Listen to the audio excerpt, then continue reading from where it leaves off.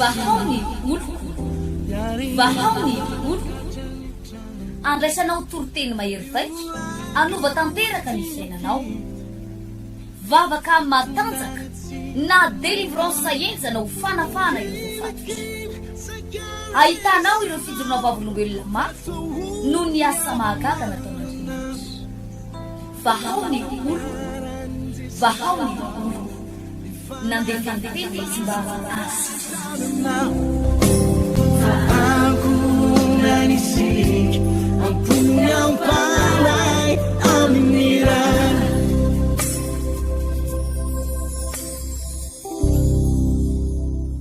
eny ary tompoko dia manana ny fiadanany tompo amintsika tsirairay avy indray amin'ity andro an'ity tafahoana ao anatin'izao fandarana mahafinaritra izay ionatsika amin'Andriamanitra izao amin'ity andro an'ity dia manasanao izay anaraka hatramin'ny farany ity fotoam-bavaka tsy dia lava fa fofony efa andraisanao zavatra avy amin'Andriamanitra ity ndototsika amin'izao fotoana izao ilay hira mahafinaritra be manao hoe misaotranao zay satria raha tsy noho ny fitiavan'Andriamanitra tokoa dia tsy tonga ao anatin'ny tokantranonao izao fandarana izao ary raha tsy noho ny fitiavan'Andriamanitra dia tsy tanteraka ihany koa ty fotoana ty andro andao ataontsika mifotsika rehetra hira mahafinaritra zay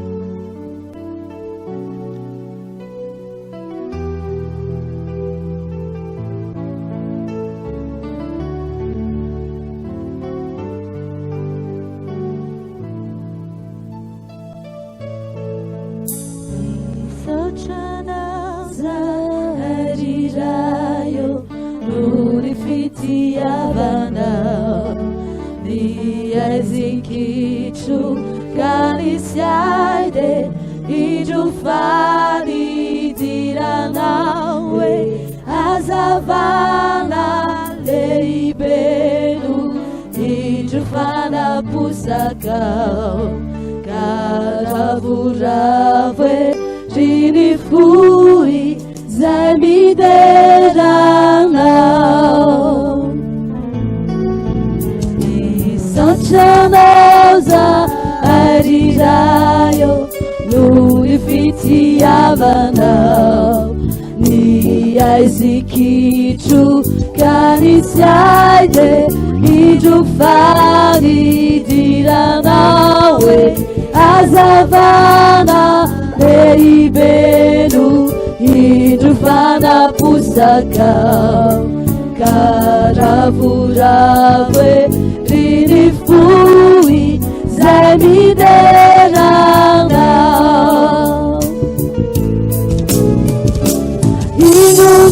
Inunarinu avaliki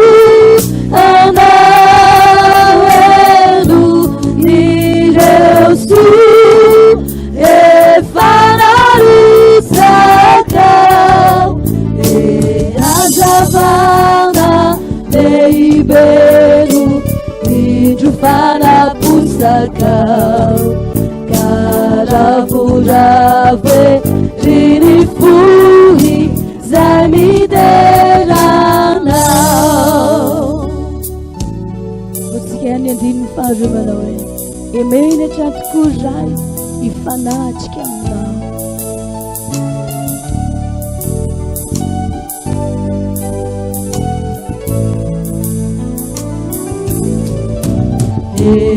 Emenachatu kurirayo ifanachikamino kanefanuni sanakade idufamana tunabandediai sanifuku resinifitiavanao Naifumaniri mafianaka ijuanzakau Imnar no avaldo Inunarinu avaliki anawenu iresu efanarisakau Azavana leibenu ijufana pusakau karavurave jirifu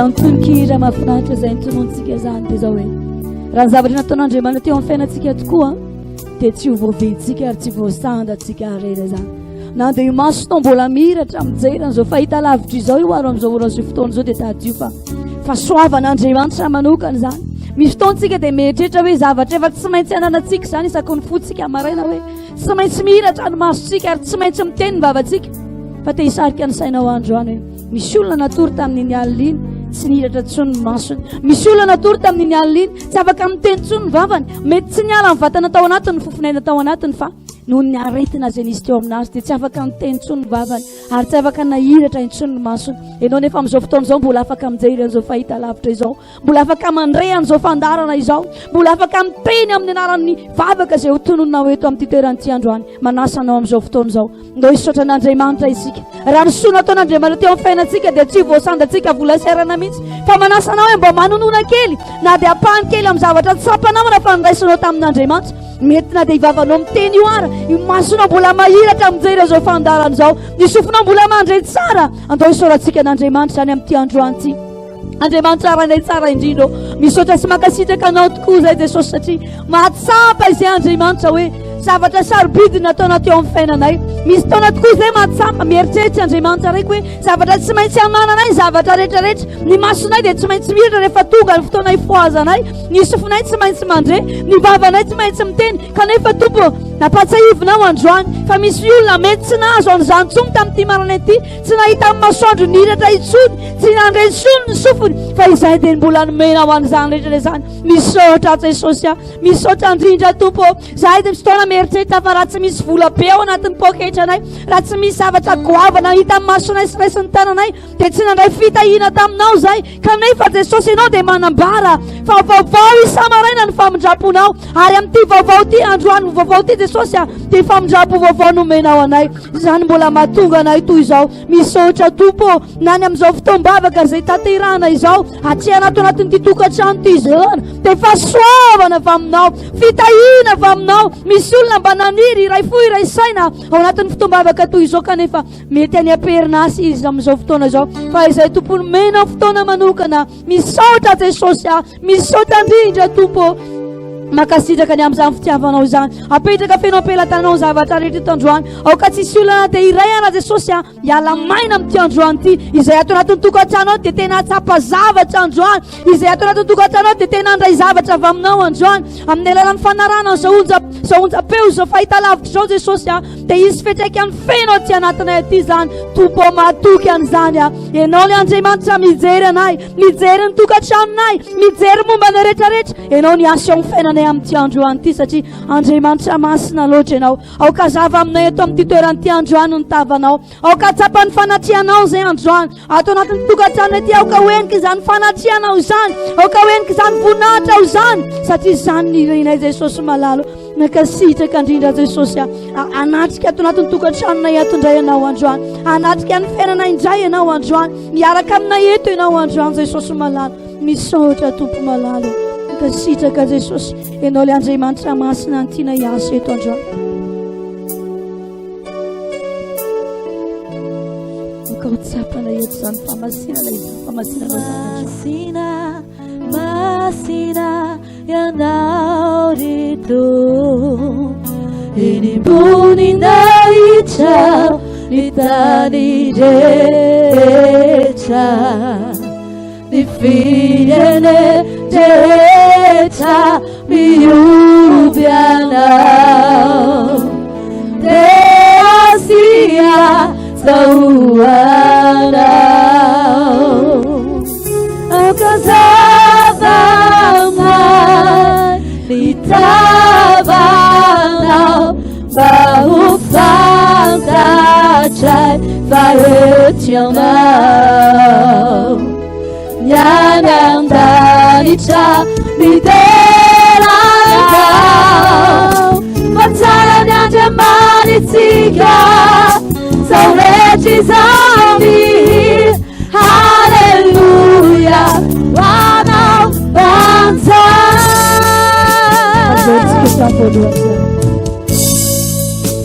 oka isetaeta ao anatinao amin'izao fotoana izao hoe anatrika anao manokana Andriamanitra masina yanao itu enibunina ichao nitani recha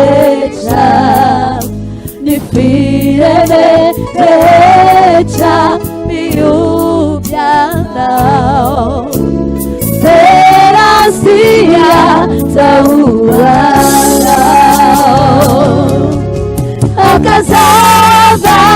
akazabaman itabanao baufakacai paretionao yanandanicha mideranao pacaran yang jamanitsika saurechizaomihin haleluya warau pantai yanandanicha mideranao pacaran yang jamanitsika saurechizaomihin haleluya warau pantai haleluya warau pantai haleluya warau pantai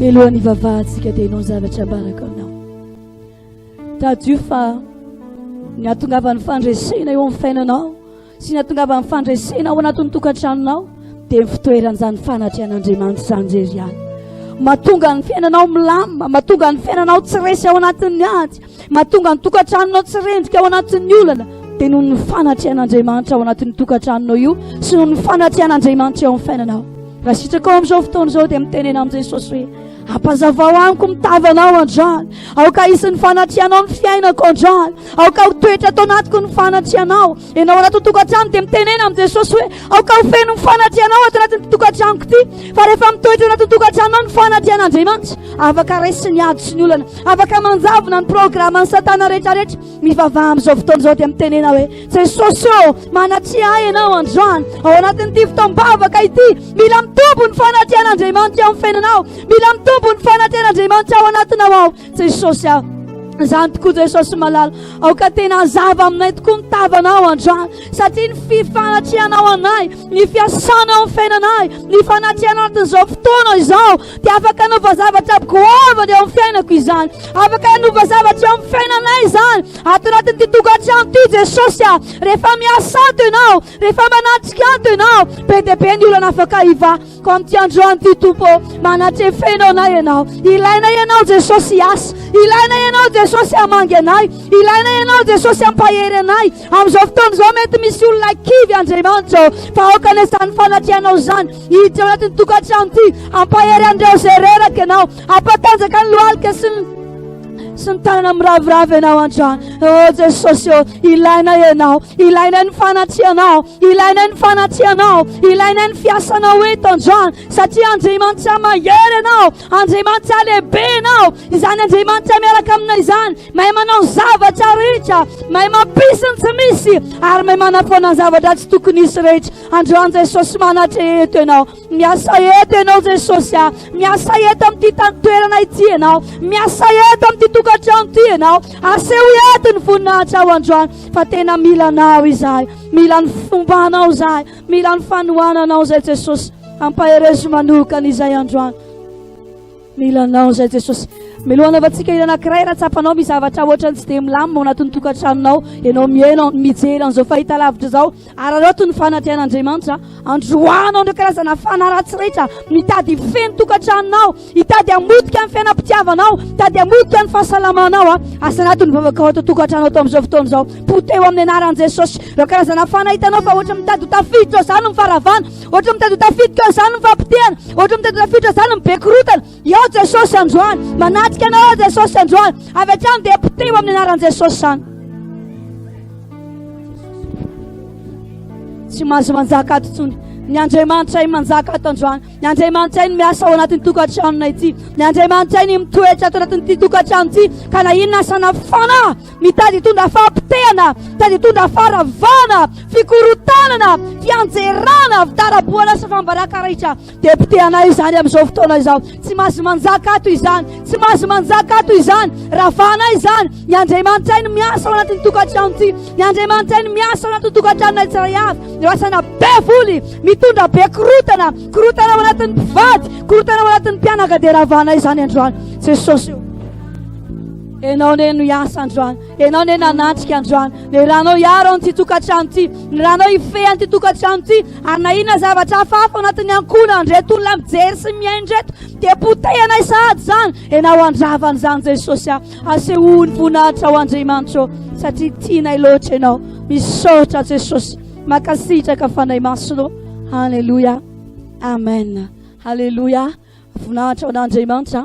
Za mino raha vavy zay manaraka an'izao fahita lavitra zao, misy fiantraikany amin'ny fiainanao zay nataonao izao. Ny tenin'Andriamanitra hoe toero ny devoly dia andositra anareo izy. Rehefa tonga ao ny fahazavana na tiany aizana na tsy tiany aizana, tsy maintsy miala izy. Efa ao anatin'ny tokantranonao ao Jesosy amin'izao fotoana izao, atao izay azon'ny tananao ny tenin'Andriamanitra, fa momba anao ny Andriamanitra ao. Ary rehefa miaraka aminao ny Andriamanitra ao, tsy azon'ny devoly arodana izany intsony ianao. Indray ohatra misy ady ihany, indray ohatra misy olana ihany, fa za mampahery anao. Rehefa miaraka aminao Andriamanitra, tsy raraka ao anatin'ny olana izany ianao. Reny olana reny mihitsy tena ilainao mba hiazakazanao misimisy kokoa, ary ekaranao amin'ny avoavo. Alleluia. Ndao amin'izao fotoana izao melohany andrasantsika tenin'Andriamanitra mafonjy eto amin'ity toerana ity, andao ataontsika fotsika rehetra le hira hoe any an-danitra any, any misy fonenana. Hitanao izao fotoam-bavaka ataontsika izao, efa fanomanana ny any an-danitra izao, ary afana fangianantsika nahatongavan'i Jesosy izao fotoam-bavaka ataontsika izao, ataontsika fotsika rehetra izay izay mite hafa ao an'Andriamanitra, mandiza ao an'Andriamanitra, hoy ny teny miravoravo fotsiny amin'ny Jehova, dia hitanao fa ho ataony zavatra tavinao io. Andao ataontsika fotsika rehetra izay. Oka ifalo an'Andriamanitra ianao amin'ity androany.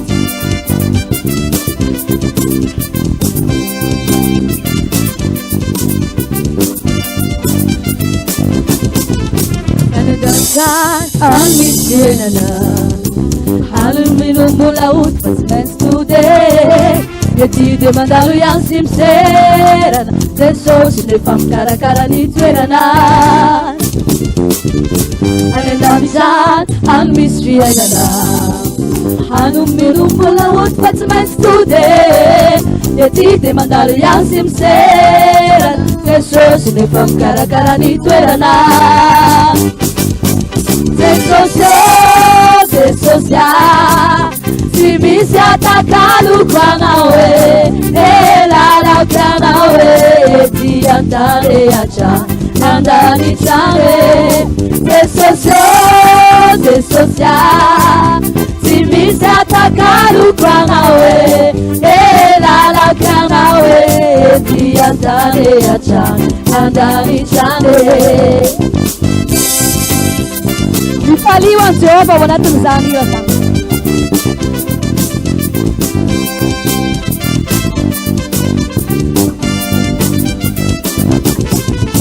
Any an-danitany zay tonga ihany no arabany, fa manana tombotsoa amin'ny velonany, mihetsiketsika fa manony any any akôty. Jesosy ihany efa mikaraka, efa manamboatre.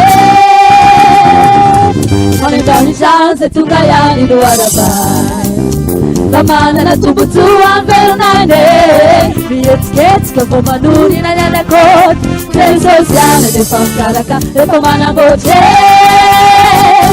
Jesosy, si misy atakaloko anao e, elalako anao e, ty andarehatra andanitrane. Jesosy, si misy atakaloko anao e, elalako anao e, ty andarehatra andanitrane. Siamururu funareu, kanaro malala mfeupe. Siamururu funareu, Santa Teresa de Akwe. Azamanaye, Nawabia kanarewa. Zaisiae Nikuluisianareo Anedani chance tungayani nuaramai Pamanana tumutua benane Bieskeska pamanuri na naneko Tesosiane de sausaraka de pamana boche Tesosia Simisi atakalu kwa nawe Elana pia nawe Tiyatare acha Yandani chale Tesosia Simisi atakalu kwa nawe Elana pia nawe Tiyatare acha Yandani chale Acha yandani chale Acha yandani chale Hallelujah. Zavatra mahafinaritra dia zao hoe io zavatra atrehanao androany io io ady atrehanao androany io hitondranao tsy ho ela ho any amin'ny fandresena io ary rehefa tonga any amin'ny fandresena dia hoy ny tenin'Andriamanitra hoe izay maresy ozy izy dia tsy ho sombain'ny fahafatesana faharoa. Halleluja. Ka mampahery antsika hoe na dia ao anatin'ny olana ary ianao ampandresy anao Jesosy rehefa tsy misaraka aminy. Dao tsika amin'izao fotoana izao handray ny tenin'Andriamanitra izay hoentin'ny mpanompony eto amin'ny toeran'ity makafiza tsara ny tenin'Andriamanitra fa hitanao fa ho tsinjovin'Andriamanitra manokana ny fiainanao.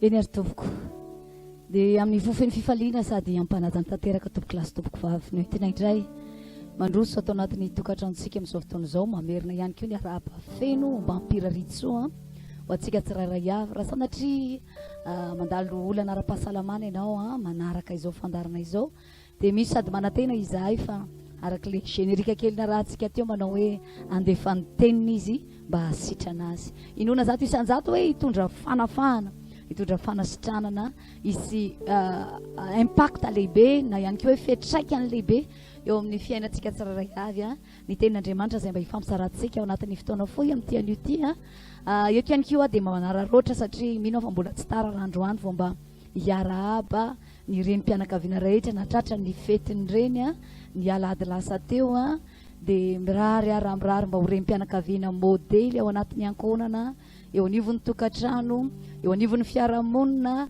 indrindrindra antsika renim-pianakaviana men'Andriamanitra adidy aman'andraikitra amin'ny sehatry ny fanompoana dia tsy adino ihany koa ny arahabantsika rehetra satria mavesatra dia mavesatra no adidy apetrak'Andriamanitra iantsoroantsika dia ny tompo ane ampiasanao hitanao hitaridalana anao sy anome fahendrena anome tolotsaina ametraka vision tsy miato ary tsy hitsahatra amin'ny teny ao anatinao ny araba ihany koa ny renim-pianakaviana rehetra malagasy tsy ankanavaka mihitsy hatrany amin'ny faratapony any ka hatrany amin'izay iverina fa vahoaka tsy mandady arona na vahoaka madinika ny ilazany be sy maro azy dia arabaina tsy misy ankanavaka ianareo eto dia mba mirary soa manokana ho an'ny renim-pianakaviana rehetra mety hoe efa irery ianao ao anatin'ny tokantranao mety hoe tsy mba nisy vady na tsy arina mety nilonzany vadinao na mety mananjanaka any ampitan-dranomasina ihany koa kanefa tsy mba natsiaro ny arabanao kory izy ireny dia misy fotoana mantsy zany raindray mavesabesatra anatin'ny fotsika any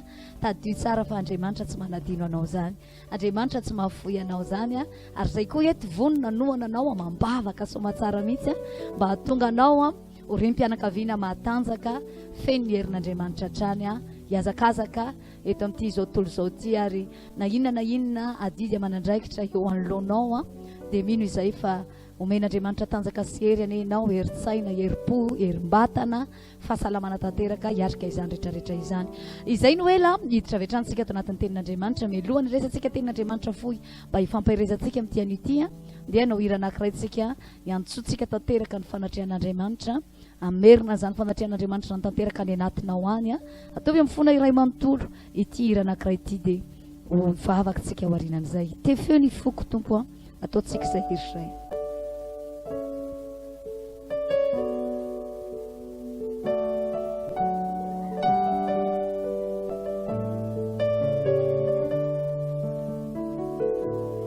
Tefeni fuku wana causa vade amiku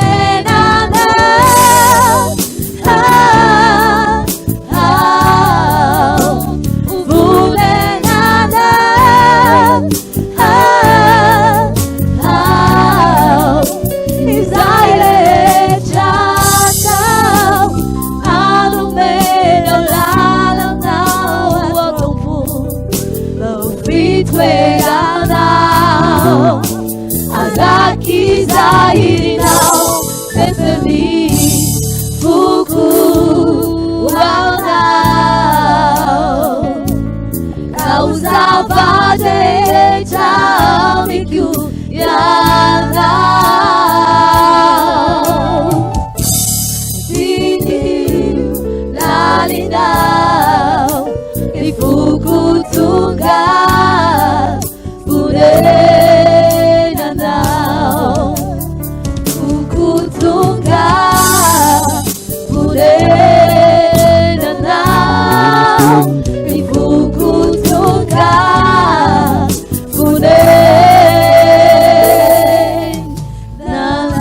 Purenanao Ivavakantsika amin'izao fotoana izao alevantsika mandeha moramora ambadibadika eo ny fekira Ianao mangatanteny izay sahazanao amin'ity androany ity mba tsy hamonoantoka anao aneny anaranao tsy tapaka ny fahitalafiny amin'ny TV na izao onjapeo izay anaranao izao fandarana izao fa tena hitondra im-panahy lehibe any anatinao any hitondra fahasoavana lehibe ao anatin'ny tokantranonao ao mikasika ny fonao Andriamanitra ary anefy izany ao anatin'ny teny amin'ity androany ity misaotra indrindra tompony habe ny fahasoavanao sy ny fandramponao nomenao ndray izao fotoana izao itenenanao aminay Andriamanitra reto izay tonga eto anatrianao mangetahetanao lalina atao anatinay ato Andriamanitra ary zany no mahatonga anay manokatra ny fona eo eto anatrianao Jesosy mitenena atao mavany mpanomponao mikasiny tsirairay avy isambatan'olona aoka amin'ny devoly satana mpanelignelina ny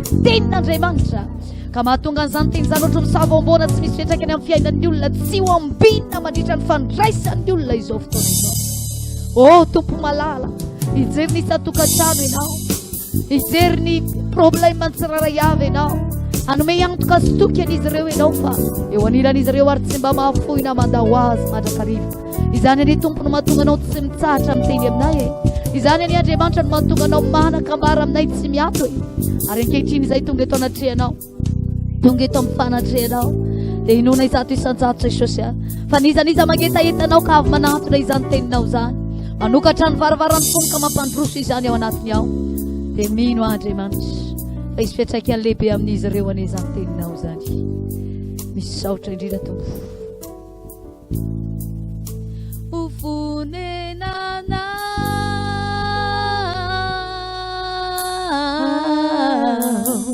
ufunenana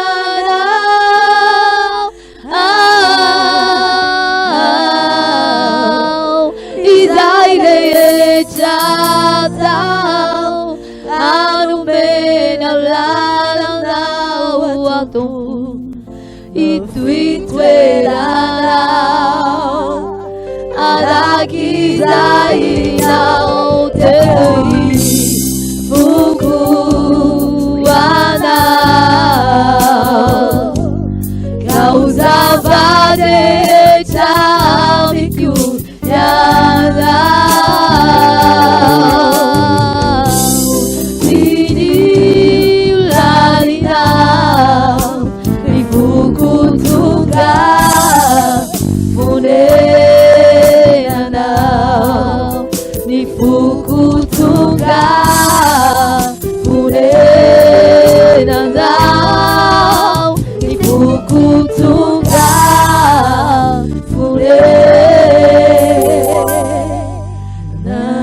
Furenandau azo toerana tompoko hitravetransika ao anatin'ny fotoana zay mba ifampahirezantsika amin'ity androany ity tadio tsara fa averimberiko foana matetika rehefa tafaraka eto tsika manao hoe vanim-potoana ifampahirezantsika izao vanim-potoana andraisantsika tenin'Andriamanitra mba hahatonga antsika atanjaka amin'ny hazakazaka zay eo anoloantsika hahatonga antsika tsy miemotra amin'ny amin'ny fanomponan'Andriamanitra ary hahatonga antsika ho totosoa any amin'ny tanjona zay tenin'Andriamanitra hitondrana ny fiainantsika dia inona tanteraka hoe reny teny rehetra zay afafy aminao reny reny teny rehetra zay zarain'ny mpanompon'Andriamanitra araka zay fahasoavana apetrak'Andriamanitra ao anatin'izy ireo tsirairay avy ireny dia ampatanjaka anao daholo reny misy fotoana matetika miteny an'ity teny ity manao hoe ny tenin'Andriamanitra ary mpiaino malala dia tsy mba tahaka ny voankazo anala araka amin'ny fitenin'ny malagasy ka hoe ny mamy atelemo fa ny mangidy aloha avy tsy tahaka an'izany ny tenin'Andriamanitra ny tenin'Andriamanitra tsy tahaka ny voankazo ka hoe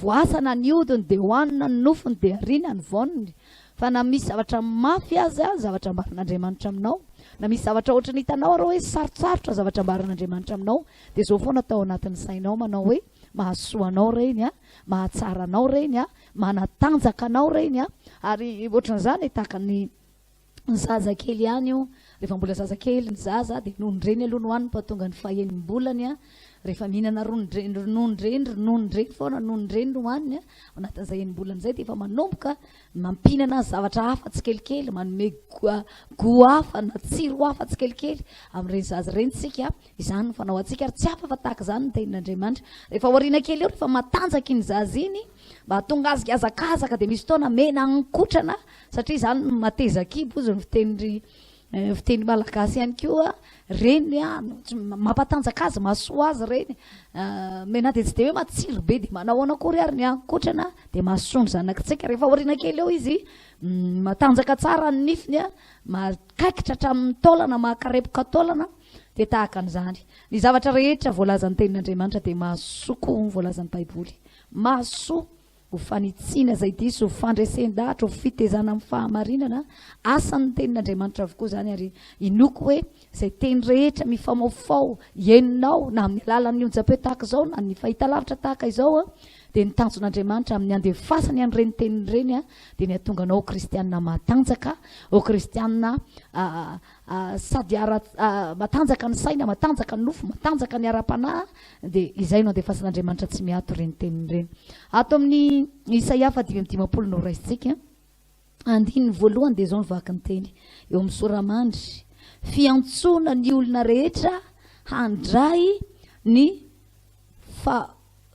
fahasoavan'Andriamanitra fiantsona ny olona rehetra handray ny fahasoavan'Andriamanitra izao vaninandro iainantsika izao ry havana malala dia vaninandro ny fahasoavana zao fotoana izao zany Andriamanitra dia mbola Andriamanitra mamindra fo ary na inona karazam-pahotana na niverinao fampanota matevy kototra mihitsy aza ny tenanao a ka androany ianao no atson'Andriamanitra ka hitodika amin'Andriamanitra handray an'Andriamanitra eo amin'ny fiainanao a dia mbola vitan'Andriamanitra ny manafoana ary manadino izany fahotana no heverinao fa matevina ny ainanao na 20 taona na hampanotanao mety ozy ianao manao hoe izay ny tena hatrany amin'ny taranakay hatrany amin'ny ray aman-dreny anay tany aloha tany mihitsy a izay dia tena taranak'olona mpanompo sampy iringiriny mihitsy ary izay ny tezaina tamin'izany mety mahatsapa mihitsy ianao manao hoe tena niditra lalany anatinao izany fanompo-tsampy a na karazana fiainana tsy dia araka ny sitrapon'Andriamanitra any mety misy fotoana ihany koa tsy voatery hoe nanompo sampy fa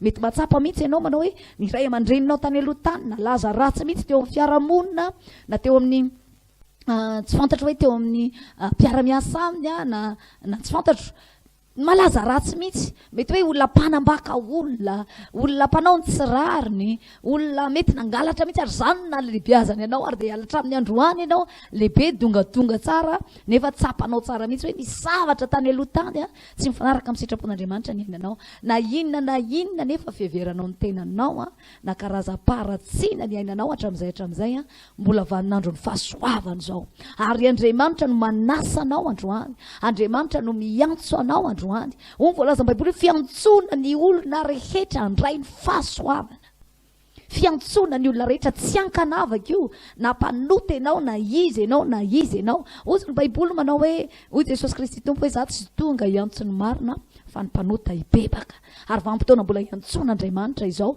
izany no mahatonga ny Jesosy Kristy tompo mitady ny fomba rehetra hiresahana aminao hitenenana aminao hisisifana eo amin'ny fiainanao manokana mba hatonga anao a tsy ho tompotrano miondro amin'izao fanomponan'Andriamanitra zao fa ho tonga ankonan'Andriamanitra tonga zanak'Andriamanitra dia mitady ny fomba rehetra ny tompo a na dia mikatona azy ny fiangonana sokafan'Andriamanitra ny fahitalavitra tahaka izao a sokafan'Andriamanitra ny onjam-peo tahaka izao a mba hahafahanao mandray teny avy amin'Andriamanitra satria mbola tsy mitsahatra miantso anao izy hatramin'ny androany miantso ny olona rehetra handray ny fahasoavana andiny voalohany dia zao mivaky ny teny manao hoe ianareo rehetra izay mangetaeta mankanesa amin'ny rano ary ianareo izay tsy manam-bola avy mividi ka homana eny avy mividi divay sy ronono nefa tsy ambola na amkarena eto amin'ity tenin'Andriamanitra anankiray ity dia tena miantso Andriamanitra ny fahasoavan'Andriamanitra tompoko dia tsy voavidy vola mankarena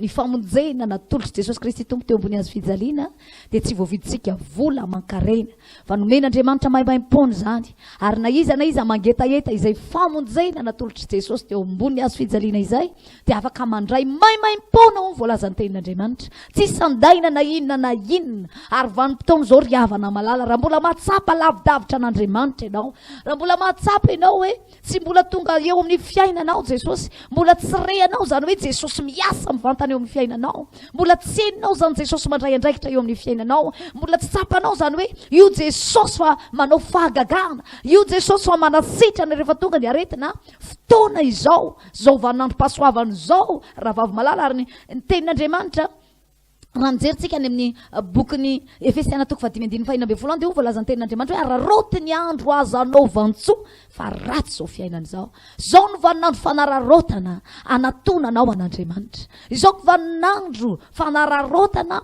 iantsonao an'Andriamanitra hiverenanao tanteraka amin'Andriamanitra zany ry havana malala miteny aminao fa raha ny zavatra eto amin'ity zao tontolo zao ity dia marina zany voalazan'ny Baiboly zany hoe araroty ny andro azo anaovantsoa fa ratsy zao fiainana zao miaratsy zao fiainana zao vanim-potoana fanararotana anatonana an'Andriamanitra izao vanim-potoana fanararotana anoloranao ny fiainanao an'Andriamanitra izao tontolo zao zany tsy misy azonao antenaina intsony izao tontolo zao zany efa manomboka miarava miapotika ary raha mijerytsika ny amin'ny tsoratra masina sasany any dia ho voalazany tenin'Andriamanitra hoe mandeha makany amin'ny firimrimona ny lanitra mirimrimy makany amin'ny fahampitehana ny tany miazakazaka makany amin'ny faharavana zao tontolo zao voalazany tenin'Andriamanitra ho levon'ny afo ny tena ny zavatra rehetra ny tany sy ny asa rehetra zay eo aminy efa naverimberitsika teto foana zany tenin'Andriamanitra zany ary izao ny vanim-potoana tokony hitodian'ny zanak'Andriamanitra rehetra amin'Andriamanitra hitodianao na tsy mbola zanak'Andriamanitra ianao fa mety ozy ianao hoe zay taranaka mpanompo sampy ary nenay ny razana ihany nenay ny atsona rehefa misy problème ozy ianao manao hoe nenay ny tena mitagnanay dia ny razana ihany ary raha ohatra ianao ka mbola tsy tonga mpanompon'Andriamanitra fotoana mety zao ahatongavanao saina iandrinina iseho eto amin'ity zao tontolo zao ity indray ianao vao hanomboka hivavaka petapeany ny olona ry olona manjeny andro lava mieritreritra izy manao hoe aleo aloha ilamina tsara mihitsy ny fiainako zay aho vao mivavaka mieritreritra izy manao hoe aleo aloha ilamina tsara ty problème ako ty aleo aloha ivady aholy aloha ty zay aho vao manolo tena ho an'Andriamanitra ny sasany moa ny tanora dia mavita miteny mihitsy hoe mbola amin'izao taonako zao kosa ve dia efa nomboka hivavaka sady fa aleo aloha mba rehefa kelikely aleo aloha rehefa le mba antitrantitra iny sasany mavita miteny hoe ny ary efa 10 minitra mialohan'ny afatesako ataperany aiko iny zay vao nolo tena ho an'Andriamanitra sasany mavita manany ihany mihitsy hoe zahana ohatran'le jiolahy teo ambony hazo fijaliana efa tamin'ny dernier moment zay vao nandeha nanolo tena ho an'i Jesosy ry havana malala ny voalazan'ny Baiboly manao hoe ny olona narina matetika ka miamafiatoka dia ho toritory tampoka ary tsisy fanasitranana mba tsy hoenao an'izay fa fotoana mety zao afahanao manolotra ny tenanao Andriamanitra no miantso anao Andriamanitra no manasa anao hoe manatona vy mividika homana tsy ambolana amin'ny-karena zavatra tsotra fotsiny dia afahanao mandray izany fahasoavana avy amin'Andriamanitra any tsotra fotsiny dia afahanao migioka izany fahasoavana avy amin'Andriamanitra any ary ny fahasoavan'Andriamanitra tsy voavidinao tsy voatambinao vola aman-karena zany ny famonjena vitan'i Jesosy na dia hoy mpanompon'Andriamanitra anankiray izay rehefa manao ohatra izy manao hoe na dia atolotra ao anatin'ny fitoerana fanatitra daholo aza ny tenanao izy na amidinao daholo aza ny lovanareo menakavy any ambany vohatra rehetra ny tany kinina sy ny tanimbary rehetrarehetra mba hividianana ny famonjena vitan'i Jesosy teo ambony hazo fijaliana tsy avidy an'izany mihitsy fa nomeny Jesosy io maimaimpona ho an'ny olona zay mangetaeta amin'ny Baiboly eto dia milaza ianareo rehetra izay mangetaeta tsy manavaka ny tenin'Andriamanitra fa raha androany ianao nitapa-kevitra anio ianao no mangetaeta fotoana izao ry havana malala andraisan'Andriamanitra anao ary raha tara ny androany sao dia tara loatra aza miandro rapitsona manjay ny andro lava ianao manao ampitso lava ny amin'ny famonjena zay fatolotr'Andriamanitra mandondona any ambaravaranao mikatona ny fiangonana fa tonga ny anatin'ny tokantranonao any ny tenin'Andriamanitra mandondombaravara te hiditra ao aminao te hiditra ao anatin'ny fonao voalohany indrindra te hiditra eo anatin'ny ankonanao te andraindraikitra aminareo menakavy zany anie ny tena ao am-pon'Andriamanitra zany anie ny tena ao am-pon'i Jesosy izy hiditra antsehitra amin'izany fiainanao zany. Tsy tia ianao hiady rery amin'ny fiainana eto amin'ity zao tontolo zao ty. Tsy tia ianao handeha rery amin'ny fiainana eto amin'ity zao tontolo zao ty. Raha handeha rery anie ianao mety handeha ihany fa tsy ho lasa lavitra fa raha mbola tianao na natsatra ny tanjonao, raha misy zavatra lehibe mihitsy arabaka sainao na iriny ny fonao miara mandeha amin'ny Jesosy fa ho hitanao fa amin'ny fomba tsotsotra fotsiny hatratraranao zany tanjona goavana eo amin'ny fiainanao zany. Androany dia manasanao fotoana mety zao avy mivididy homana hoiny Jesosy. Avidy mivididy homana ronono, mivididy vai sy ronono nefa tsy amin'ny mbola tsy amin'ny karera. Ny fanatorana an Jesosy tsy misy tambiny. Ny tambiny mba tadiavin'i Jesosy dia ianao an'olo tena ho azy, ianao atoky azy, ianao ino izay lazainy, ianao ametraka ny fiainanao aminy. Izany mba zavatra tadiavin'i Jesosy aminao. Jereo anie ny tenin'Andriamanitra eo ambany eo andiny fahaenina fantatritsika tsara ny tenin'Andriamanitra dia zao mivaky ny teny. Mitadiavan'i Jehova dia ny mbola hita izy. Miantso azy dia ny mbola akaiky izy. Aoka ny ratsy fanahy afoy ny lalany ary ny tsy marina afoy ny heviny ary aoka hiverina ho amin'ny Jehova ireny fa hamindra fo aminy izy eny ho amin'Andriamantsika fa hamela heloka dia hamela heloka tokoa izy. Fa ny fihevitry reo analalina reo kosa tsy mba lalako hoy Jehova fa tahaka ny avon'ny lanitra no avon'ny lalako no ny lalanareo sy ny fihevitro no ny fihevitrareo. Jereo tsara ne ny lalana tian'Andriamanitra hitondrananao. Tsy nieritreritra mihitsy Andriamanitra hatramin'ny androany. Ninona ditranao, ninona faratsinao. Rehefa tonga zanak'Andriamanitra, ankonan'Andriamanitra ianao, tsy mbola nieritreritra anao ratsy eo amin'ny fiainanao zany Andriamanitra. Tsy mbola nieritreritra izy tao an-danitra tao inona reny ataoko amaiza apotika ny zanako iny, inona reny ataoko atonga ny tena tsy tonga natanteraka mihitsy fiainana. Tsy mbola nieritreritra anao zavatra ratsy aminao zany izy. Raha zanak'Andriamanitra endry ianao, mandeha araka ny sitrapon'Andriamanitra ianao, ny hevitra iveran'Andriamanitra isan'andro san'andro anao dia hevitra atonga fiadanana foana. Mitady zany izy ao an-danitra ao manao, inona reny ataoko ampiadana an'ity zanako ty, inona reny ataoko mba hatonga n'izy ty anana an'izay ananan'ny olona, inona reny ataoko mba hatonga n'ity zanako ty hiavaka eny ambonin'ny tany. Zay zany no hevitra katsahan'Andriamanitra isan'andro san'andro ao an-danitra ao. Isaky mieritreritra ny momba anao izy dia mihevitra ny anasoavana anao foana. Ary ao amin'Andriamanitra tsy misy loza fa soavana ny ao amin'Andriamanitra rehefa tonga zanak'Andriamanitra ianao. Ny ratsy fanahy no faizin'Andriamanitra, ny olona maditra no mety faizin'Andriamanitra, ny olona maditra no mety voakapok'Andriamanitra ohatran'ny zanakao ihany hoe zanakao endry be, manao raha tsara, manoa anao, rehefa miteny ianao dia miazakazaka mihitsy izy mankatoa anao, dia ataonao ahoana moa izy iny eo ampankatoavana anao iny, velesinao tampoka, tsisy ray aman-dreny manao an'izany raha ray aman-dreny endry. Tsy hafa tahaka izany Andriamanitra ary mbola tsara lavitra noho izany no tian'Andriamanitra atao aminao. Ianao na dia ratsy ary mahay manome zava-tsoa ny zanakao maika fa tsy ny rainareo izay any an-danitra. Mbola manana hevitra lavitra tsara lavitra noho izay hiveranao andreo zanakao ireo Andriamanitra amin'ny fiheverananao. Tsy misy hoe io misy mpanompon'Andriamanitra, zanak'Andriamanitra manompo azy, manao ny sitrapony, manao izay mahafaly azy. Misy fotoana tsy baikona akory fa tonga dia mitady zavatra tao mba hanomezana fahafaham-pony rainy. Dia eo hoe misy ray aman-dreny hoe hikapoka an'izany, tsy misy an'izany. Fa Andriamanitra rehefa mahita ny zanany, hoantitra azy ao izy voalazany boky Malaka, tahaka ny ray izay antra ny zanany lahy izay manompo azy. Ianao rehefa mahita ny fahafapo, mahazo fahafapo amin'ny zavatra ataony zanakao na amin'ny ezaka izay ataony, misy fotoana na dia tsy mangataka akory izy dia efa fantatrao izay mahasoa azy. Tsy hafa tahaka izany ianao eo mason'Andriamanitra rehefa tonga ankohonan'Andriamanitra. Tsy hafa tahaka izany ianao rehefa tonga zanak'Andriamanitra. Hoy voalazan'ny Baiboly manao hoe mitadiavan'i Jehova dia ny mbola hita izy. Mba fantatrao moa ny dikan'izany teny izany.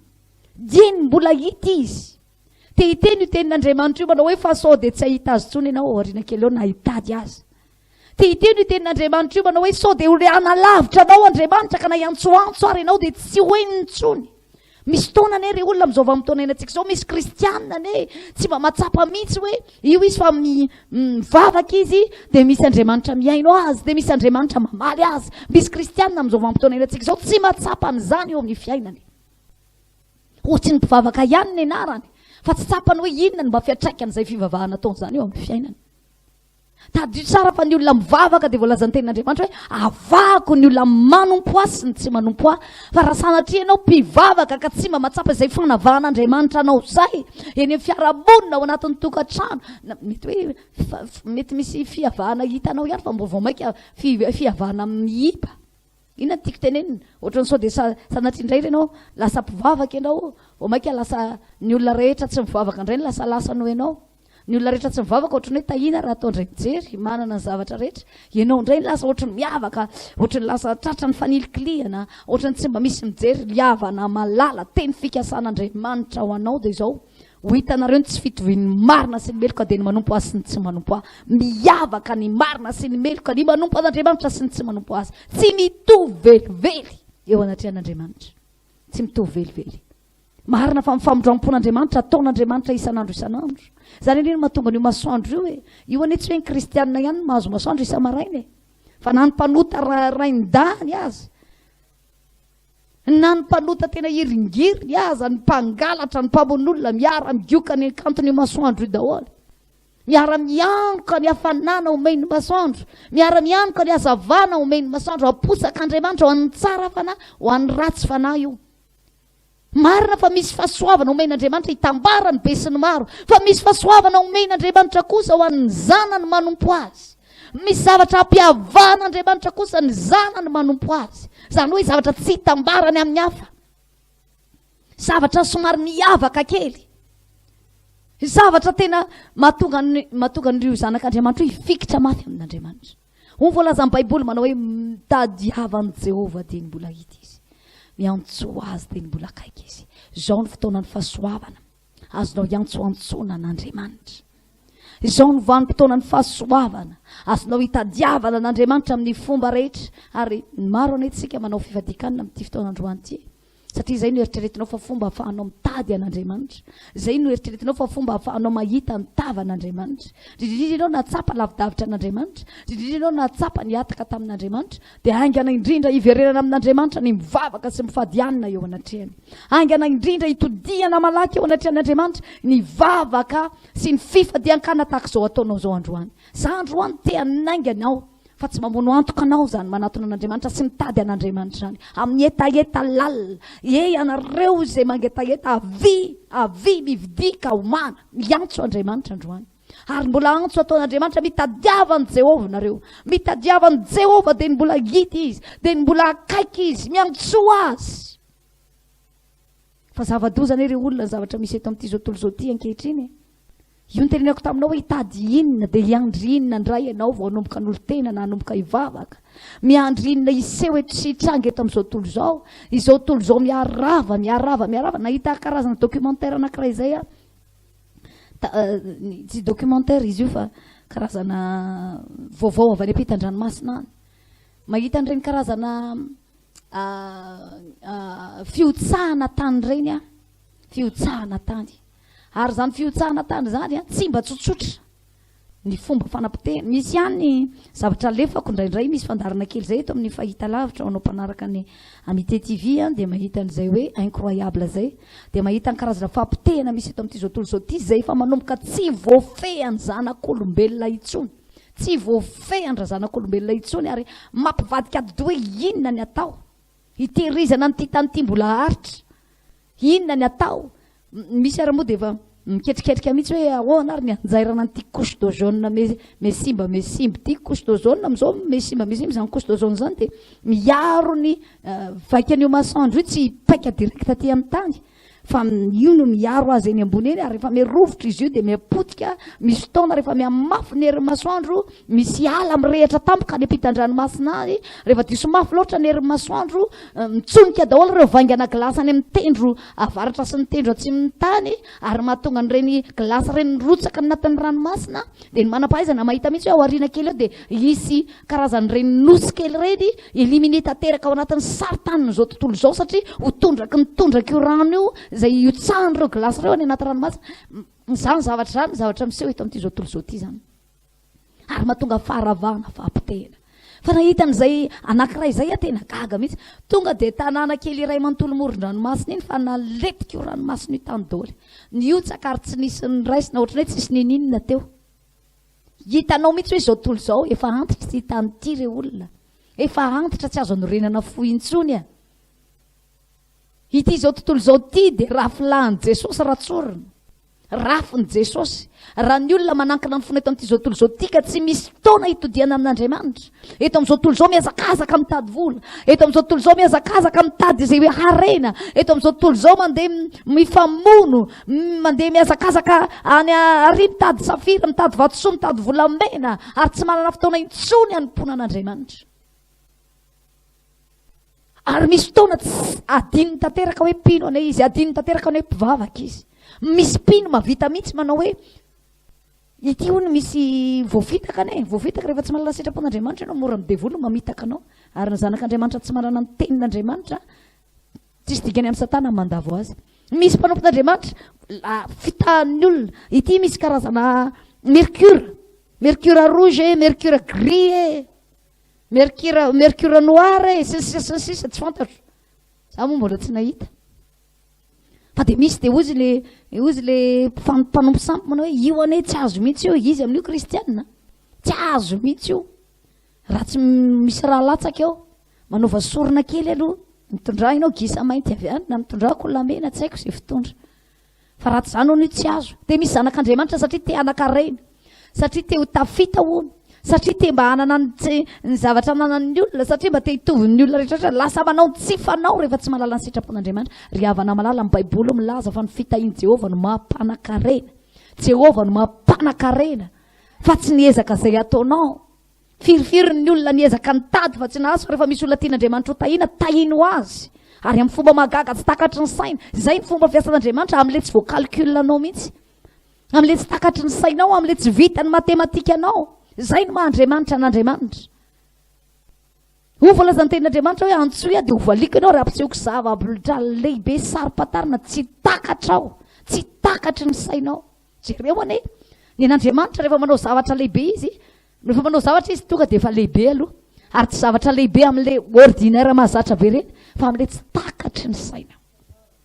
Saina mahandriamanitra an'Andriamanitra. Amin'ilay tsy takatry ny saina. Dikan'izany raha misy olona manam-pahaizana be calcul, tsy possible kosa aloha e. Ity kosa hoe misy olona be da be mahita an'ireny fijoroana vavolombelona, cancer sitrana eto amin'ity fahitalavitra ity, raha tsy resaka fa tsy tsika na eto amin'ny radio eto.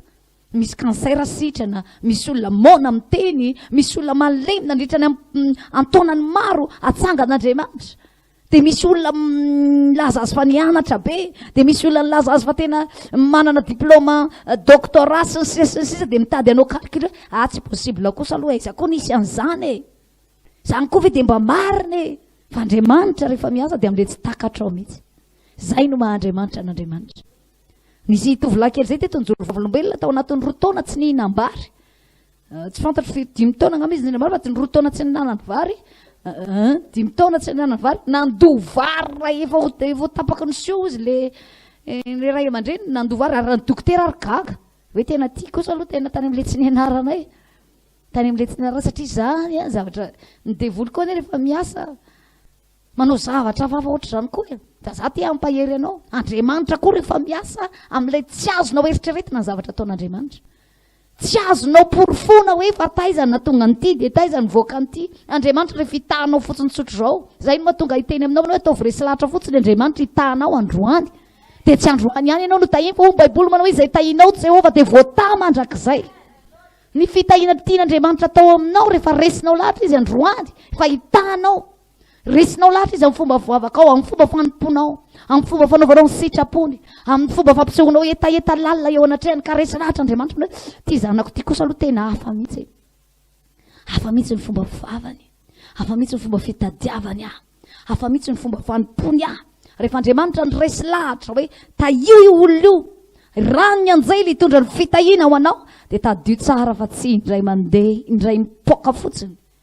Diso ane ianao, indraindray ianao mitady fipoahana, indray mandeha tsy miverina io e. Hoe ary io misy fipoahana de mezakazakana ianao. De mieritreritra ianao hoe fipoahana indray mandeha io fa ny an'Andriamanitra de zavatra continue. Zany hoe mandra-pahatonga anao ny 70 taona sy 80 taona araka ny teniko taminao tamin'ny heriny. 70 taona sy 80 taona tsy ampitahin'Andriamanitra anao io.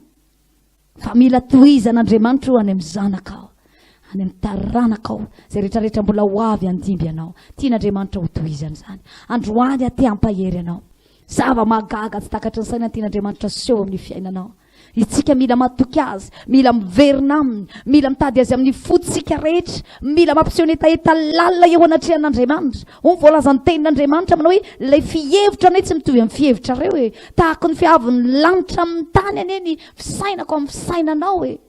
Ny fihevitra amin'ny fihevitrao, dikan'izany avy lanitra amin'ny tany zany a, dikan'izany tsy azonao eritreretina, tsy azonao vinavinaina, tsy azonao alaina sara an-tsaina akory ny fomba fiasan'Andriamanitra rehefa hihetsika eo amin'ny seza fiandrianana izy. Dia mandeha zay nisy lehilahy anankiray. Nandinika izy hoe ahoana tokoa ary zany Andriamanitra zany. Nandeha dia teny amoron-dranomasina teny hono izy dia nieritreritra tahaka an'izany hoe ina ary ty Andriamanitra tompoko ty hono tena lehibe hono izy ty hono tsy mba nisy namorona hono izy. Fa te ahoana fotsiny tsotro zao zany. Izy amin'io manam-pahaizana. Dia mieritreritra izy hoe ahoana ary natonga zany hoe tsisy namorona Andriamanitra. Zany koa ve dia mba marina, mety nisy reniny ihany tao. Dia mieritreritra eo izy nandinika teo dia mandehandeha eny amoron-dranomasina eny izy. Telo zay iray, ahoana ary zany. Hoe anankitelo no izy fanamasina Jesosy Kristy tompo zanaka, Andriamanitra iray nefa ray ihany, ahoana ary zany. Sahira-tsaina izy teny amoron-dranomasina teny, nanakatra ny fahalebiazan'Andriamanitra, nanakatra ny fomba fiasan'Andriamanitra, nanakatra ny fihevitr'Andriamanitra. Rehefa nandehandeha teny amoron-dranomasina teny ihany izy, nandehandeha teny. Vizana teny izy ny farany kanto nahita ankizy kely anankiray izy lalao teo amoron-dranomasina. Nandavaka lavaka teo amin'ny fasika ilay ankizy kely. Lavahan'ilay zazakely ny fasika, dia nalainy ilay boatina yaourt reny. Dia lasa izy nandeha nitaona ranomasina tery dia natsofony tao anatin'ilay fasika. Izay tonga ao anatin'ilay fasika tonga dia tsy hita. Lasa ndray izy miverina dia maka mezakazaka eo izy, maka an'ilay ranomasina dia mametraka izy ao anaty fasika. Izay tonga ao anatin'ilay fasika nefa ve ary niteneny ore anaka, tsy mety ny ity zavatra ataonao ty. Tsy possible mihitsy io zavatra ataonao io. Tsy possible io ranomasina io na hitaona io parivony andro ary ianao tsy ho feninao zany io lavaka io fasika ane io e. Ary zay rehetrarehetra drobaka ao dia miverina makany amin'ny toerany ihany. Dia zao ny tenin'Andriamanitra taminy. Hoy io zazakely io manao hoe tahaka izany ihany koa izy zavatra eritreretinao io.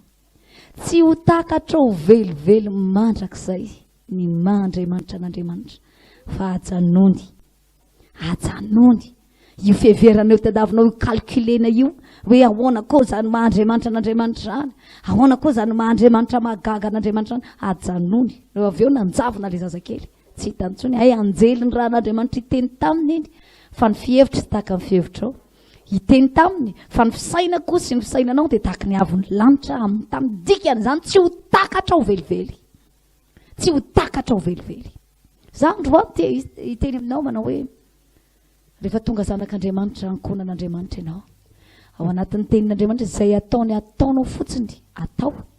Ao no hitenenan'Andriamanitra anao, ao no hananaran'Andriamanitra anao, ao no hanitsian'Andriamanitra antsika, ao no hanamboaran'Andriamanitra antsika, ao Andriamanitra no misy fotoana mety hoe miteny mafy antsika angamba dia ao anatin'io tenin'io ihany.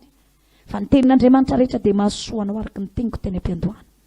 Androany te hiteny aminao, androany te hisintona ny sainao sy ny fonao, aza diso dia mieritreritra zavatra be loatra. Rehefa mbola miteny anao Andriamanitra androany manao hoe androany araroty ny andro ahafahanao manolo tena fa zao no andro pasoavana iantson'Andriamanitra anao. Dia mandora tena aza misalasala. Ity zao tontolo zao ty ne potika re olona ne ty zao tontolo zao ty. Raha mijeritsika any amin'ireny karazana réseaux sociaux reny, misy karazana fampitehana be na dia ny firenena amerikana no veritsika fa matanjaka maneran-tany azy.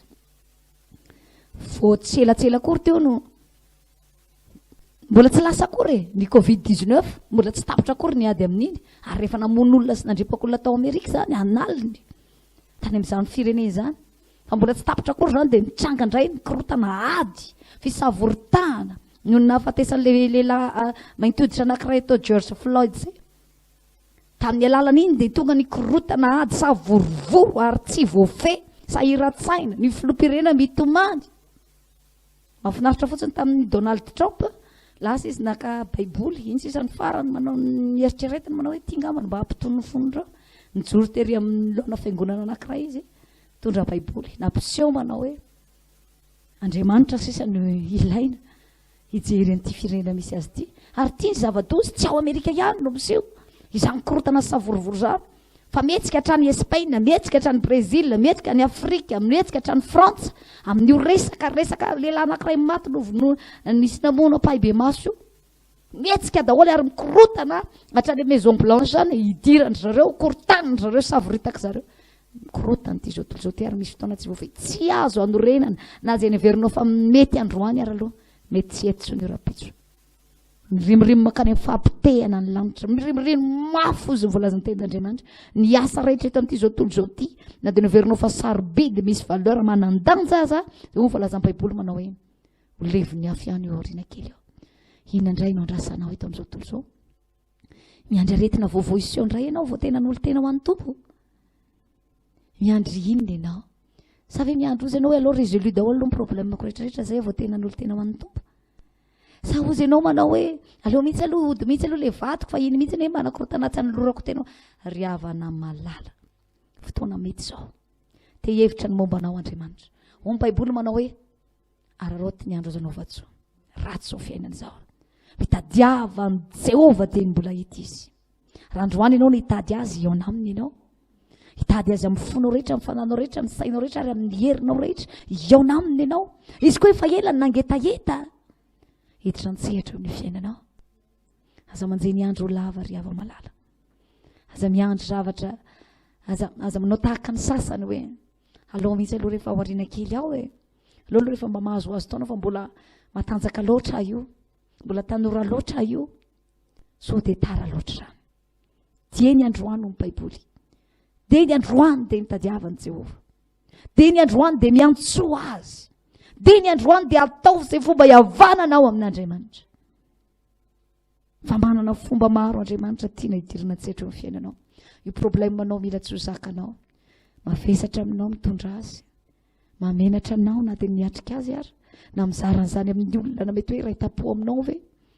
mety hoe raha vavinao ve mety hoe mpiara vavaka aminao eninao na hoe mpiara mianatra na mpiara miasa eninao mihitsy hoe problème mamenatra ohatrany tsy de fizara amin'ny olona zany nefa eninao marary mavesatra aminao tadio ry havana fa Jesosy ne mahita an'io hoe Jesosy ne mahalala an'io zavatra mahazo anao io hoe Jesosy ne mahay an'io zavatra tsy hain'ny olombelona tsy vitany volanao tsy vitany fahaizana mampahalalanao io hainy Jesosy zany rehetrarehetra zany ny anatonanao azy no ela ny antsonao azy no ela de anomboka andray andraikitra eo amin'ny fiainanao io Andriamanitra manina nefa raha manetry tena kely fotsiny androany mampietry ny ambopo satria misy fotoana io ambopo io ane zany mahatonga malagasy miteny manao hoe matikambo e be da be ny olona maty ny ambony matikambo loatra mieritreritra ny tenany fa mbola misy ny vola mbola voava io inona ny tsy vitanay mbola mipetraka amin'ny toerany tsara taontaon mbola voavahany io e za te hampaheranao amin'ity androany ity zavatra eto amin'izao tontolo zao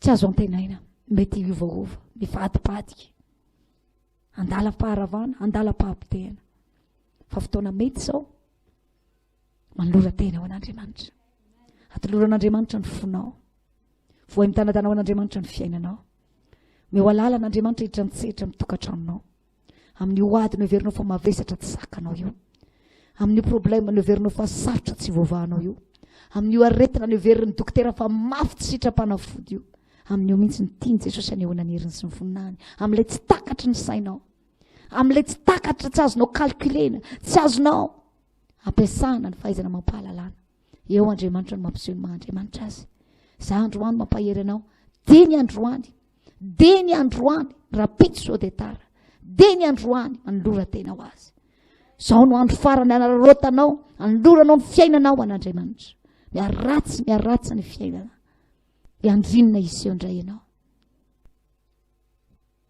androany de hivavaka ho anao mba hikasika manokana anao anay izany teny izany hivavaka mba andray fanapa-kevitra anenao hivavaka mba hisiako ny lehibe eo amin'ny fiainanao ane ny teny fampizarantsika teto tamin'ity anio ity raha eo mpipetrahana ianao de manasanao hitsangana anondrika alohanao de hiaraka hivavaka amiko mankasitraka anao zay tompo malala tafaraka somatsara teto tao anatin'izay teny foy ny fampahirezana zay ianao ane Andriamanitra raiko hiasa mikery aneo ny fahalehibeazanao sy ny fahatsaranao satria fantatro fa Andriamanitra mahay ny zavatra rehetra ianao tsy andrela izay Jesosy eo fotoana mety zao hitodianay aminao tsy andrela izay Jesosy eo fotoana mety zao hiantorahanay aminao fotoana mety zay ho iverenanay aminao, fotoana mety zao anavaozanay fanoloran-tena vaovao eo anatrehanao.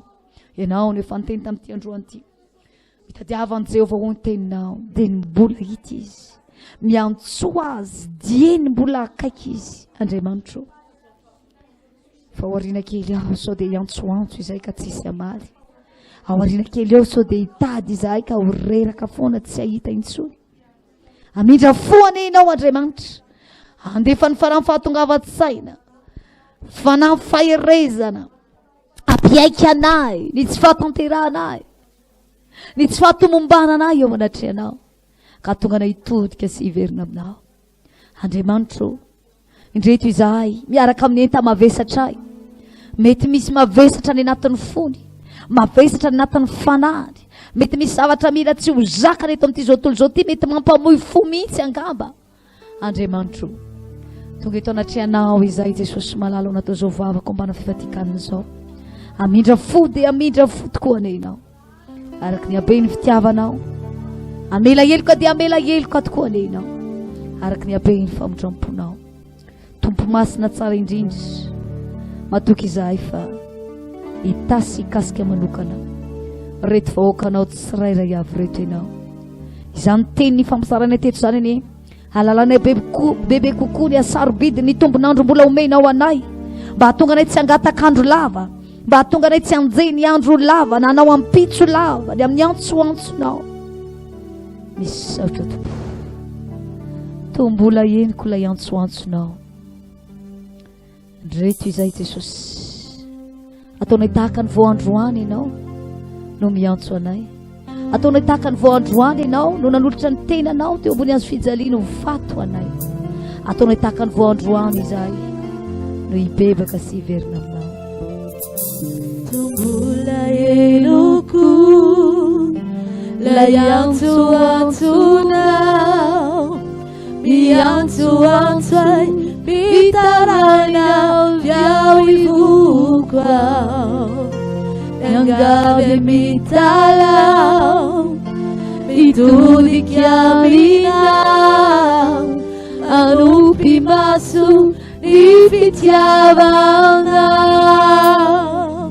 Tombola enoko, tombola enoko lay antsoantsonao, miantsoantso mitarainao viao ivoko ao, miangavy mitalao, mitodiky aminao, anompy maso ny fitiavanao. Turuturu enu, ruturu izay fuku tumpuo, ni erikiaude itakuri lani buanao, ni tananao ni fansikia nuidu tazaku abenao itu mana tunggu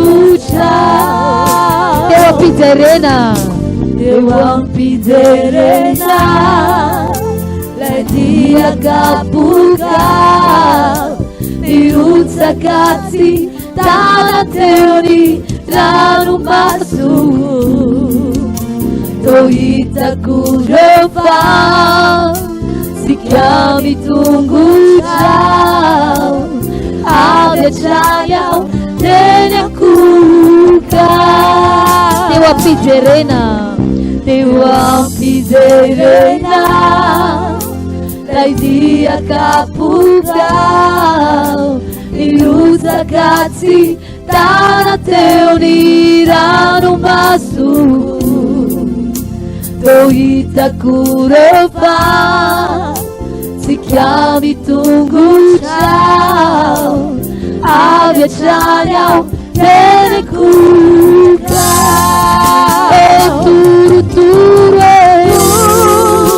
Tuturiza mifuku tumpuo, yoyenu kyade itakuilani buanao, itana nao nifansika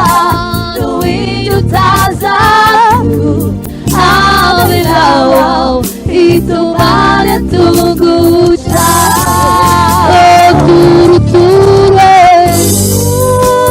Autorizar e pouco tempo Tieni cade e da curi la ribuana E dalla nave fatica tu indo tazetu Abelau itu mana tunggu Abelau itu mana tunggu Abelau itu mana tunggu Amen. Na dia atao anatin'ny tokantranao tarinao ha. Naiza ihany koa iandraisanao zao fandarana izao dia afaka manana zany fotorotoro mangorakoraka zany ianao. Manavao ny fanoloran-tenanao indray eo anatrehan'Andriamanitra. Ary amin'ity androany ity fotoana hiverenantsika amin'Andriamanitra zao. Hiverina anao inona moa? Hiverina ho tia azy. Hiverina fanafo amin'ny fitiavana azy.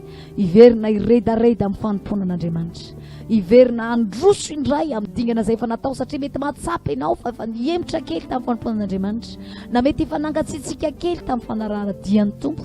Na mety misy fotoana nisy zavatra nampiataka anao na nampiala anao. Natonga anao nirorosaina tao aloha tao noho ny karazana zavatra misy izay mety hatrehanao ankehitriny. Fotoana hiverenantsika sy totiantsika amin'ny tompo zao. Atao fitorotoro ny fonao anatin'ity vavaka anankiray ity. Eo mpandolehana nanaovantsika izany vavaka izany miaraka madamy Asina Andrianantenaina. Andohalika isika dia hivavaka. Tonga dia andohalika isika dia hivavaka. Samy manolotra ny tena ny verina amin'Andriamanitra indray amin'ny fanetretena. Mankasitraka anao a Jehova tompo mamy voninahitry mbola afaka omenao tombonandro tompo-potoana ivena aminao indray androany. Tena tsapanay fa tia anay ianao Jesosy. Matoa alefa anao indray izany teninao izany. Mamerina anay indray amin'ny etaeta. Mamerina anay indray amin'ny hafanampo. Mamerina anay indray amin'ny fotorotoro sy mangorakoraka eo anatrehanao. Tena tia anay ianao Jesosy na dia mpanota ary izay. Na dia matitra ary izay. Impiripiry ianao manalatra anay Andriamanitra fa mbola tianay atao ihany nataonay. Impiripiry moa izay Jesosy no antsoinao amin'ny lalany tenao ary ianao mihitsy mizaha anay. Na dia izay ary manota. Na dia tokony efa hovaliana amin'ny rasy tokony izay nataonay izay Andriamanitra. Na dia tokony ho kapohana sy tokony faizina mafy. Dia mbola mandefa vahaolana foana ianao Andriamanitra. Mandefa famindrampo foana ianao amin'ny alalan'ireny toro-tentaka ireny manaitra anay. Miantso anay amin'ny feo mafy hoe hiverena anay indray aminao Jesosy. Impiry izay tokony efa ho faty. Tokony efa ho potika tanteraka sy tafana intsony. Fa mbola tsy afa-po ianao Jesosy. Mbola manantena ianao ny hiverena anay. Sotra betsaka Jesosy amin'ny fitiavanao anay. Indreto izahay tompo. Mivavaka eto izahay mivery izahay. Taka ilay zanak'Adala. Efa potipotiky ny fiainana. Efa rava tanteraka momba azy. Efa maimbo ny faharatsiana. Efa tsy tiana ho jerena intsony. Tsy misy zavatra azo bahirina intsony aminy. Fa hiverina tamin'iray Jehova. Hiverina aminao ihany koa izay amin'izao fotoana izao. Hiverina fa tsapanay Andriamanitra. Fa aminao ihany mahatsara anay. Ary mangetaheta famindrampo avy aminao. Mangetaheta famelan-keko avy aminao. Diovy amin'ny rano masina Jesosy. Sasao indray izay androany. Le fitafianay madio be teo. Mbola nilotona entana amin'izao tontolo izao. Niezaka indray izay niala taminao. Aleluia izay faholotona izay. Tianao diovina amin'ny rano Jesosy. Izay faharatsiana izay.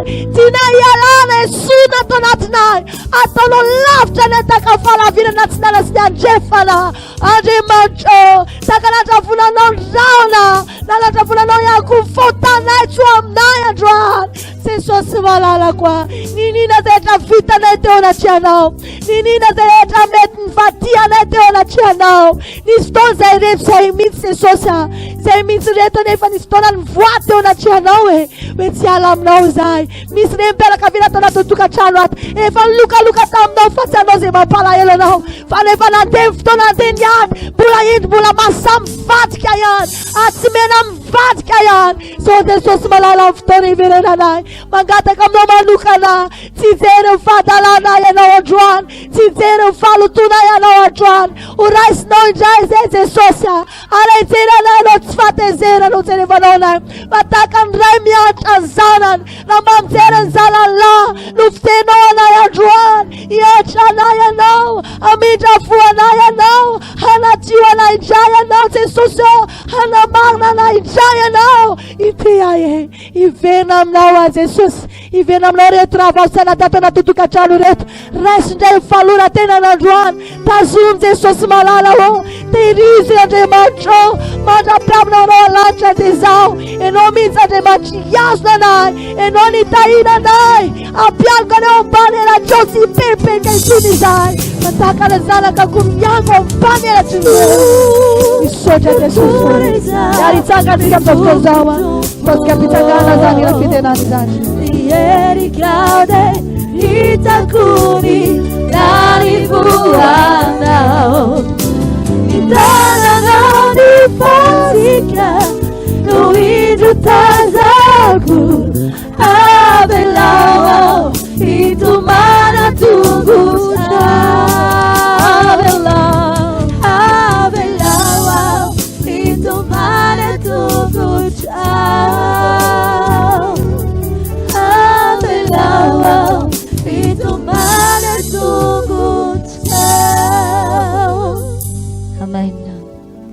Inutsika tanteraka fa raha tena nivavaka tamin'ny fonao teo ianao hiverina sy hitodika amin'Andriamanitra indray. Nanavao fanoloran-tena dia ny tompo efa ela nanatsotra ny tanany andray ianao, vonona andray ianao, na ianao miaraka amin'ny fampitehana azy, na ianao fa zero miverina zero ary ny fiainanao no tafatodika amin'Andriamanitra ianao, dia manantena fa mbola vonona anarina anao Andriamanitra, ainy ny manarina ny fiainanao. Anao vavaka anankiray tsika satria tadio tsara riavana malala fa zany ianao iredareda amin'ny fanomponan'Andriamanitra, ianao afana fo amin'ny fanarahana an Jesosy, ianao hitodika hiverina amin'ny fitiavana voalohany amin'ny fanomponan'Andriamanitra, tsy zaka ny devoly zany, tsy hitantany satana zany, ary mitady ny fomba rehetra ny devoly izy tomana anao. Araka ny teniko teny am-piandohana teo manao hoe rafiny Jesosy ty zao tontolo zao ty, zao tontolo zao misitona anao mba ho tavela eto ihany ny fonao sy ny sainao, misitona anao tsy hitodika any amin'Andriamanitra fa ny tana maherin'Andriamanitra ihany koa miandrandranao hiazona azy hatramin'ny farany. Amin'ny androany ity dia hivavaka tsika roatsika ireo fanahy tadio tsara fa misy mihitsy ny fanahy alefa ny devoly amin'izao andro farany izao, fanahy mifangatsiapo, fanahy niavonavina ny anatin'ny fosiny saina sy ny fanahy, ary mahatonga ny olona na dia malala ihany ara fa efa tsy vita ny volany sy ny arenitsony ny zavatra izay misy eo aminy, dia aleon'ny olona misafidy no faty, aleon'ny olona misafidy no potika tanteraka toy izay ny olo tena ho an'Andriamanitra, fanahy ratsy zany. Ary zany no vavaka ao ataontsika pitehantsika ny fanahy famafisa-po, fanahy famafisa-katoka, fanahy ny avonavo-panahy, fanahy fivavahan-diso mifafy eto amin'ity zao tontolo zao ty, satria voalaza ny tenin'Andriamanitra amin'izao andro farany izao dia miasa mafy ny devoly, miasa mafy tsy tahaka ny tamin'ny voalohany, miamafy kokoa ny fomba fiasany amin'izao vanim-potoana izao, mba hahatonga ny olona ho varimbarina eto amin'izao tontolo izao, mba hahatonga ny olona tsy tafatodika intsony amin'Andriamanitra, mba hahatonga ny olona ao anatin'ny tahotra, ao anatin'ny fisalasalana foana, ao anatin'ny iaia foana, ary misy fotoana lasa ohatrany tady tsy atokony herin'Andriamanitra zany. Anao vavaka tsika vavaka fanafana na délivrance enjana amin'ity androany ity, andraokana zany fanahy fahavarimbarianana zany, fanahy ny akamona, fanahy fahalaindainana, fatoritoriana ara-panahy, fanahy ny avonavo-kevitra, fanahy ny ambody isotoerana, ataotsika zany vavaka zany. Ary androany ianao raha mahatsapa zany ao anatin'ny ankohonanao, efa misy zavatra efa tena efa tsy vita ny vola-tsony, efa tsy vita ny fahaizana mampahalana fahitahitana olona tsony, kanefa mbola misy ihany ny amafisa-po tsy hitodika amin'Andriamanitra.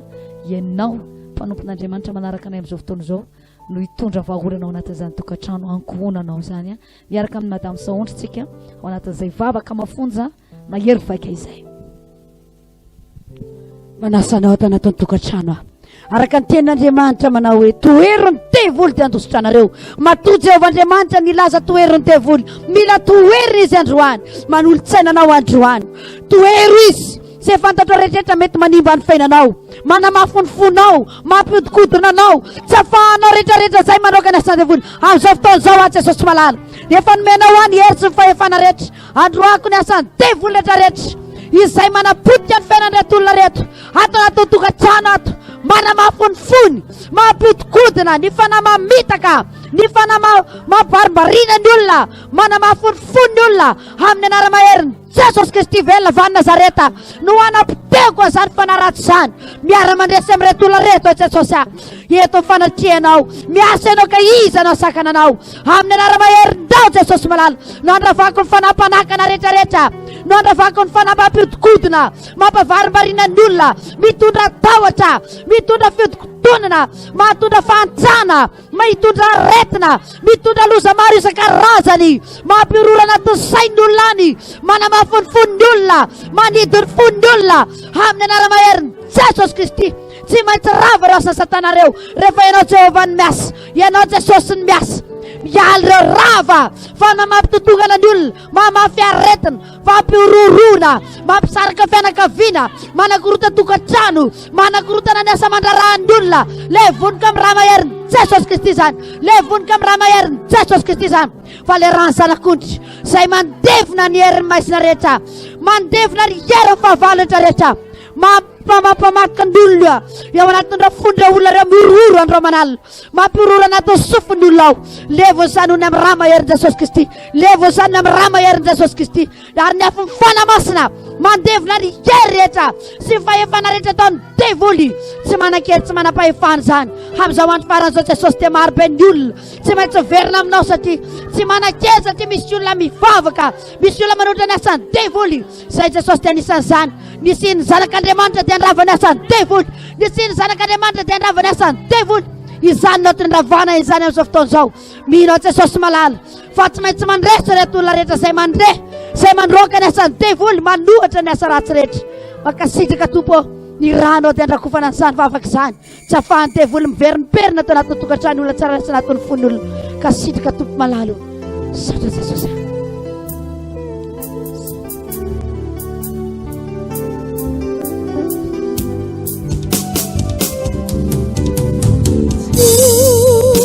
Natureza mifuko tupo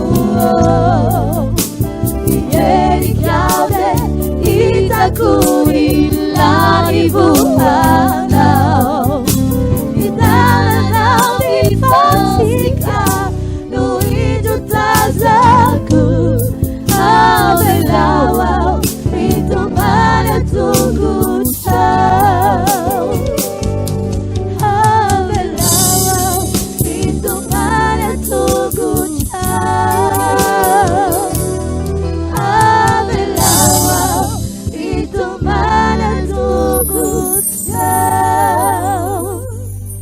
misaotra ny tompontsika ny amin'izay vavaka izay tadio tsara ry havana malala fa miady amin'ny satantsika eto amin'ity zao tontolo zao ty.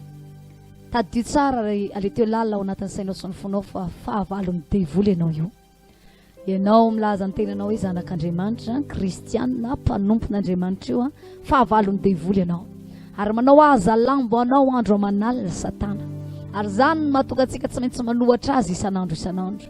Zany no mahatonga antsika tsy maintsy mandrava azy isan'andro isan'andro. Zany no mahatonga antsika mila feno hery isan'andro isan'andro mba tsy ho rembon'ny satana nenao. Ary zany vavaka zay nataontsika teo zany dia atonga ny devoly andositra lavitra ny tokantranonao, ny ankohonanao, satria tadio fa zany ny tetikadiny devoly. Atonganao tsy ho tafatodika amin'Andriamanitra, atonganao sepitra mamaolana, atonganao sepitra mitady vola, atonganao sepitra miazakazaka eto amin'ity zao tontolo zao ty. Ary tsy hisy fotoana intsony ivavahanao anoloranao tenao an'Andriamanitra, anavoazanao fanoloran-tena. Fa misaotra ny tompontsika tamin'ity androany ity nietsika mahery teo ny fanamasin'Andriamanitra, nandravy reny asana devoly rehetrarehetra reny. Eto am-pamaranana ny fotoana dia ivavakatsika hisaotra an'Andriamanitra, anome voninahitra an'Andriamanitra, hideran'Andriamanitra ihany koa. Eritrereta fa hanao zavatra lehibe sy mahagaga eo amin'ny fiainanao Andriamanitra. Rehefa rava ny devoly mpanelingela, rehefa rava satana sy ny asany mipotika tanteraka ny programme ny dévolé eo amin'ny fiainanao dia tadio fa ny programme an'Andriamanitra indray no tanteraka eo amin'ny fiainanareo menakavy ary dia hisaotra an'Andriamanitra tsika noho izany ary mieritreretra sahady tahaka nefa andray fahasoavana avy amin'Andriamanitra ianao andray fitahiana avy amin'Andriamanitra ianao andray vahaolana avy amin'Andriamanitra ianao manoloana n'io zavatsarotra izay atreanao amin'ity androan'ity io ndao tonga dia asandratao avy hatrany vavaka ankehitriny zay tompo malala dia ianao nefa niteny manao hoe rehefa mangataka nareo dia misaoro tahaka nefa nahazo sady tonga ny fotoana Andriamanitra hitao-pamarananay ny fotoana dia hisaotra anao sy anome voninahitra anao izay hotehirizinao aniny tsirairay avy sy ny fandroratena natao teto androany ho tahinao koa aniny tsirairay avy sy izay rehetra mba iriny ny fony ao anatin'ny tokantrano ao eny Andriamanitra na dia fantatray fa andro farany ary zao Jesosy dia mbola misy ihany ny zavatra ilainay eto amin'ity zao tontolo zao ty reny anefa tompo dia omenao anay maimaimpona na dia matory aza izahay ho voalazany teninao Andriamanitra raha fantatrao fa mahasoa anay raha mba sitraka ao indrindra ka tokony ho anay Andriamanitra dia mino aza Jesosy fa hovalianao fity hovalianao sitraka ny tsirairay avy ary ianao anay Andriamanitra aneo ny voninahitra ao sy ny herinao aneo ny fahatsaranao ny falebiazanao aneo ny voninahitra ao tsy takatry ny saina eo amin'ny fiainan'izy ireo tsy aro zavatsoa an'izay mangataka aminao ane ianao ary dia matoky atompo fa ianao ihany koa amerina anay ho amin'ny fitiavana voalohany iredaredana ny ara-panahy satria fantatray fa tahaka ny anambinana ny ara-panahna ihany ane tomponao nambinana anay amin'ny zavatra rehetra matoky izay Jesosy fa raha mba nikely ihany reto mpanomponao reto tao anatin'izao vavaka fifadiankanina izao na tsy nahavita ny fahadianana koa iso mba nangetaheta eona aminao tao anatin'ity fotoana ity Andriamanitra dia inoko hoe amaly fitisoan'izy ireo ianao misaotra indrindra Jesosy io ho anao voninahitra mandrakizay ho tahiny ianao raha miditra ho tahiny ianao raha mivoaka za MTF ho ataontsika izay hira mahafinaritra izay etam-pamaranana ny fotoana amin'ity androan'ity midera mankalaza raha ao anatin'ny tokantranao ianao alalao kely ny sehatra dia miteran'Andriamanitra manomeza voninahitra an'Andriamanitra na dia ianao rery ary ny tokana atao anatin'ity evitrano ity nanaraka ny fahita lavitra mba ny fahadianana teto dia miteran'Andriamanitra raha mbola te hitoy ianao na tapitra aza ny fotoana eto dia toy izy ihany fa mbola miaino anao ny tompo mbola mijery anao Jesosy ataontsika izay hira mahafinaritra any za NTF izay ho voninahitra Andriamanitra etam-pamaranana ny fotoana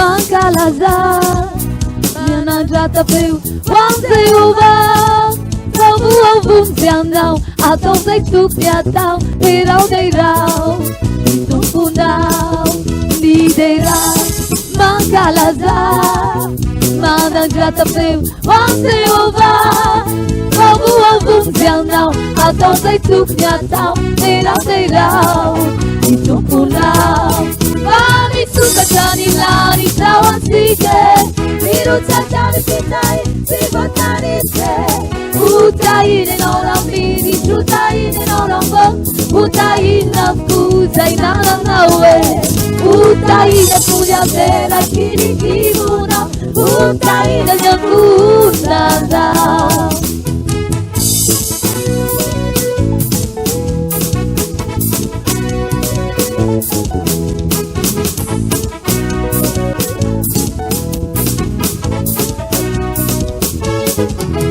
Indera mankalaza miubiare wan'Jehova idirang-dirang babadi ni pisawana pisawazi ifanaleta midera mankalaza miubiare wan'Jehova idirang-dirang babadi ni pisawana pisawazi ifanaleta misukatani lani tawatsike mirotsakani fitay sivotanise utahine norambidi utahine norambat utahine nafuza inananawe utahine kunyatera kirikivuna utahine nyakunanao